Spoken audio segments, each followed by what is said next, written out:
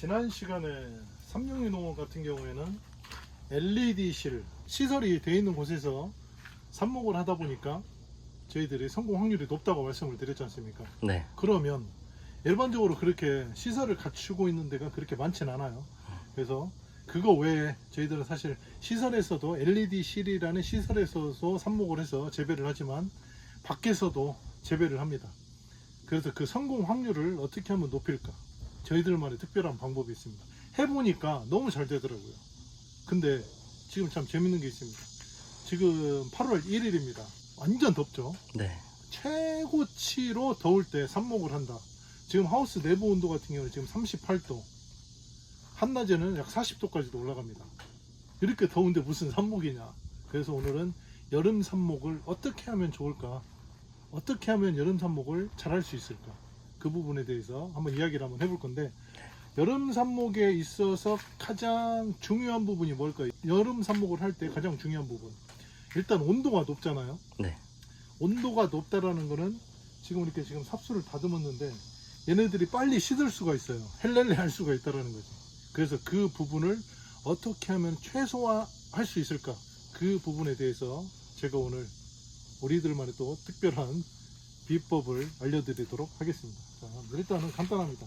똑같이 준비를 하세요. 상토 준비하고 제조하는 방법, 삽수를 다듬어서 제조하는 방법은 똑같습니다. 근데 여기 딱 이쪽으로 한번 와보세요. 자, 이거는 지금 이 통은 뭐냐면요, 여기 혹시 글씨 보이려나 모르겠는데 여기 좀 쭉 가까이서 한번 이렇게 보여주세요. 네. 여기 보면은 뭐 수분 증산을 억제하는 수목 이식시 스트레스를 방지를 해주고 동해 피해를 방지해주는 그런 제품인데, 한마디로 말해서 코팅제입니다. 코팅제. 그래서 우리는 이거를 사용을 합니다. 코팅을 해주는 거죠. 식물에 코팅을 해주는데 수분은 덜 날려주고, 우리가 이렇게 잘랐었을 때 이렇게 자르고 나면 아무래도 균에 약하다고 그렇게 말씀을 많이 드렸잖아요. 네. 균으로부터도 코팅을 해주기 때문에 보호를 해준다. 그러면은 어떻게 뿌려주는지 그런 방법에 대해서 한번 이야기를 한번 해보도록 하겠습니다. 네. 일단은 제조를 먼저 할게요. 보통 이렇게 여기 보면 수목 이식을 할 때 막 100배, 200배 이렇게 희석을 하라고 했는데, 저희는 여기 컵에다가 반 컵만 넣을 거예요. 그래서 한 10분의 1 이렇게 딱 컵에 10분의 1하고 물을 한 9%, 90% 정도 이렇게 담아가지고 10분의 1만 담아가지고 한번 이렇게 제조를 하고 난 다음에 뿌려줄 거예요. 많이 안 담아도 돼요. 이렇게 반 컵. 자, 보이시나요? 네. 반 컵을 뚜껑을 따가지고 일단은 이렇게 제조를 하겠습니다. 물은 먼저 담았고요. 반 컵 정도 담아서 한 10배 정도 그대로 섞어줘요. 섞어놓고 그리고 삽수를 붓겠습니다. 자, 똑같이. 아이고 미안하네. 미안해요.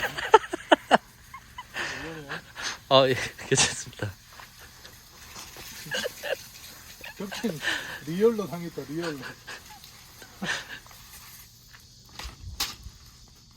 삽수는 똑같이 꽂으면 돼요. 그래서 방금 저희들이 여기 용토에다가 삽수를 꽂았는데, 꽂고 난 다음에 물을 줬습니다. 다 꽂고 난 다음에 물을 주고 난 다음에 약 3시간 정도 말리셔야 돼요. 또 여기 가까이 보시면 이 아이들이 지금 다 말라 있어요. 지금 보시면, 그쵸? 이 상태에서 얘를 뿌려줘야 효과가 있습니다. 물기가 수북하게 있는 상태에서 뿌려주면 코팅제가 효과가 없겠죠? 네. 그래서 이 상태에서 뿌려주도록 하겠습니다. 그냥 축축히 젖을 정도로 이렇게 뿌려주시면 돼요. 보이죠? 네. 마치 뭐가 좀 묻는 느낌이 들죠? 이렇게 네. 수북하게 뿌려줘요. 수북하게. 이렇게 뿌리시고 난 다음에 말려주시면 돼요. 끝! 이게 끝난 겁니다. 이렇게 해주게 되면 아무래도 코팅을 해줬기 때문에 한낮이라고 할지라도 수분을 날려주는 게 여기서 막아주기 때문에 훨씬 낫다. 하지만 밑에서는 계속 물을 공급을 해주겠죠. 그러니까 이렇게 더운 여름날에는 이 방법이 굉장히 효과적이고 아주 좋습니다. 제가 지금 원예용 수국을 이렇게 꽂았지 않습니까? 네. 사실 원예용 수국뿐만 아니라 아나벨 수국이라든지 목수국이라든지 잘 안 되는 품종을 이렇게 방법을 썼더니 굉장히 좋습니다. 방금 설명했다시피 큰 장점이 두 가지가 있죠. 곰팡이, 그러니까 균으로부터 방지를 해주고, 그리고 수분을 증산작용을 최대한 억제를 해서 밸런스를 맞춰준다는 점, 그 점이 굉장히 중요하다고 생각합니다. 그래서 지금 이렇게 뿌렸지 않습니까? 그럼 또 이제 언제 다시 뿌려야 될까요? 흑기씨, 언제 다시 뿌려야 될까요? 생각 한번 해볼까요? 다음 물 주고 나서.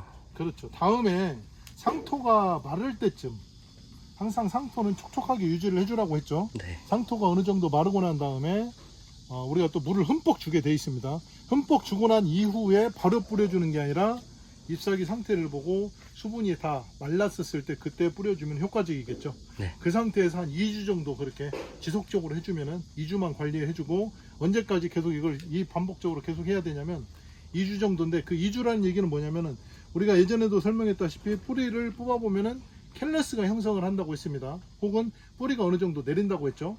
그때까지만 뿌려주시면 돼요. 캘러스가 형성하고 약간의 잔뿌리가 내리고 난 다음에는 굳이 하지 않아도, 그때부터는 새순이 올라오기 때문에 굳이 그때부터는 이렇게 뿌려주지 않아도 괜찮다라는 점 말씀을 드리고 싶습니다. 굉장하죠? 네. 이거 사실 비법이죠, 비법.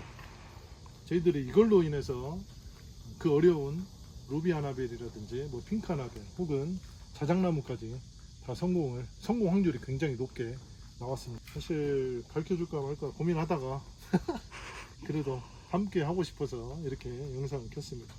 오늘은 여기까지. 감사합니다, 여러분. 감사합니다. 네.